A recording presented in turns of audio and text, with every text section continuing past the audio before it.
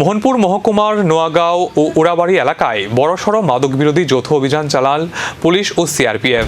অভিযানে 22টি অবৈধ গাঁজার বাগান চিহ্নিত করে সম্পূর্ণ ধ্বংস করে দেওয়া হয়। পুলিশ সূত্রে জানা গেছে, অভিযানের সময় প্রায় 25 লাখ গাঁজার চারা কেটে নষ্ট করা হয়। দীর্ঘদিন ধরে এই এলাকায় অবৈধভাবে গাঁজা চাষের অভিযোগ আসছিল। সেই গোয়েন্দা তথ্যের ভিত্তিতেই শুক্রবার সকালে পরিকল্পিতভাবে এই অভিযান চালানো হয়। মহকুমার পুলিশ আধিকারিক আশিস দাশগুপ্ত জানান, মাদক চাষ ও পাচারের বিরুদ্ধে পুলিশের জিরো টলারেন্স নীতি বজায় থাকবে। অবৈধ গাঁজা চাষের সঙ্গে জড়িতদের চিহ্নিত করে আইনানুগ ব্যবস্থা নেওয়া হবে বলেও তিনি জানান। পুলিশের দাবি, মাদক মুক্ত সমাজ গড়তে আগামী দিনেও এ ধরনের যৌথ অভিযান আরও জোরদার করা হবে এবং অবৈধ মাদক চক্রের বিরুদ্ধে কঠোর পদক্ষেপ অব্যাহত থাকবে।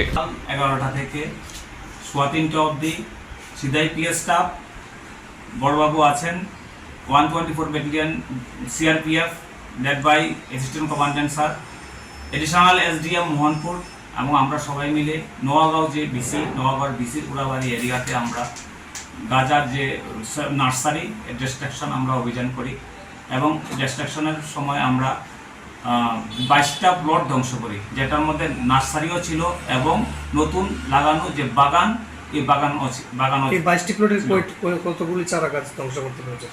আনুমানিক 25 লক্ষের উপর হবে। 25 লক্ষ।